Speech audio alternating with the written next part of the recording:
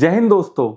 आज हम बात करेंगे लेप्रेसी के बारे में, जिसे कि कॉमनली कुष्ठ रोग भी कहा जाता है। मेरा नाम है डॉक्टर रॉबिन चुग। मैं असिस्टेंट प्रोफेसर हूं सुभारती मेडिकल कॉलेज के डिपार्टमेंट ऑफ डर्मेटोलॉजी में। आज हम एक एक करके डर्मेटोलॉजी डिपार्टमेंट की फैकल्टी से मिलेंगे और उनसे जानेंगे लेप्रेसी या कि कुष्ठ रोग के बारे में ऐसी बातें जो हमारे समाज में बेफिजूल फैली हुई है। तो सबसे पहले हम मिलेंगे डॉक्टर अरविंद कृष्णा सर से, जो कि प्रोफेसर एंड हेड हैं सुभारती मेडिकल कॉलेज के डिपार्टमेंट ऑफ डर्मेटोलॉजी के।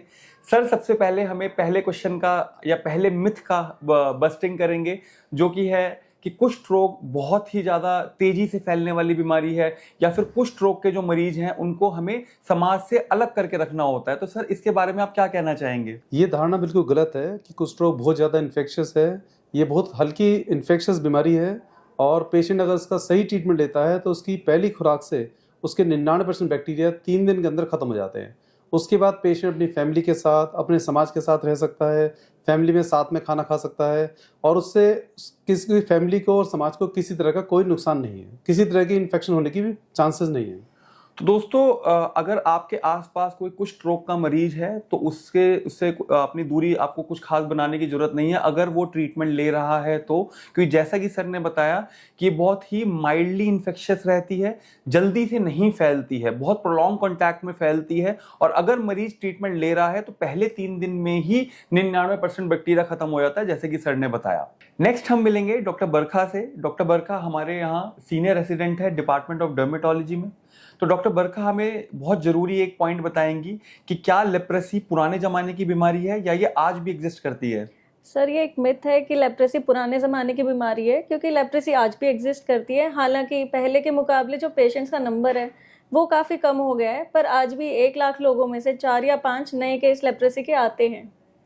तो दोस्तों, ये बात जाननी और याद रखनी बहुत ज़रूरी है, स्पेशली क्लिनिशियंस के लिए, कि कई बार हमें ऐसा लगता है कि अनडायग्नोज रह जाती है लेप्रेसी। लेप्रेसी आज भी मिलती है, ऑल्दो कुछ स्पेसिफिक एरियाज हैं जहाँ पे ज़्यादा लेप्रेसी पाई जाती है, और लेप्रेसी को एज अ डायग्नोसिस हमें इग्नोर नहीं करना चाहिए। और ये जो डेटा डॉक्टर बरखा ने बताया है, ये ऑफिशियल गवर्नमेंट का डेटा है कि आज भी 1 लाख लोगों में से 5 नए लोग लेप्रेसी के पाए जाते हैं। नेक्स्ट हम मिलेंगे डॉक्टर वरुण शर्मा से, जो कि हमारे यहाँ जूनियर रेसिडेंट 3rd ईयर हैं डिपार्टमेंट डर्मेटोलॉजी में।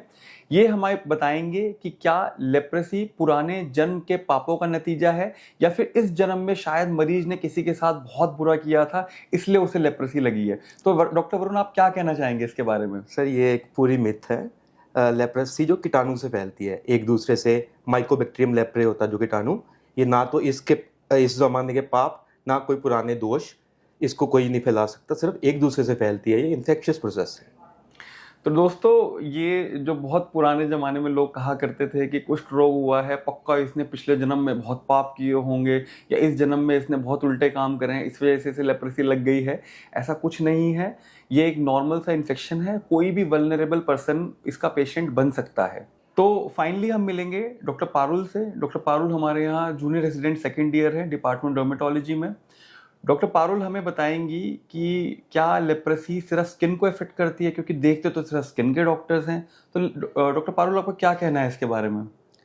नहीं सर, ये मिथ है, बिल्कुल मिथ है, क्योंकि लेप्रेसी स्किन के अलावा आँखों को, नसों को और हड्डियों को भी प्रभावित कर सकती है, और अगर इसका सही से टाइम पे इलाज ना करवाया जाए तो ये विकलांगता भी कर सकती है। आपने जैसा कि जाना कि ये बीमारी जो है ये सिर्फ स्किन की नहीं है, ऑल्दो देखते इसे स्किन के डॉक्टर्स हैं, डर्मेटोलॉजिस्ट देखते हैं, बट ये सिर्फ स्किन की बीमारी नहीं है। जब हमारे पास बहुत लॉन्ग स्टैंडिंग केसेस आते हैं, क्रॉनिक केसेस आते हैं, या फिर LL टाइप की लेप्रेसी, मतलब सीवियर टाइप की लेप्रेसी आती है, तो ऐसे मरीजों में हमें आँखों का, हड्डियों का और इवन इंटरनल ऑर्गन्स का भी डिरेंजमेंट्स, इन्वॉल्वमेंट मिलते हैं। तो इस बीमारी को हमें सीरियसली लेना है थोड़ा। तो दोस्तों, ये बहुत कॉमन बातें थी एक बहुत अनकॉमन बीमारी के बारे में।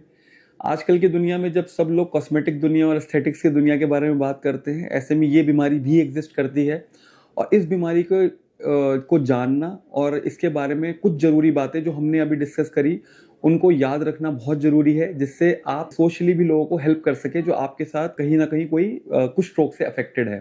Thank you.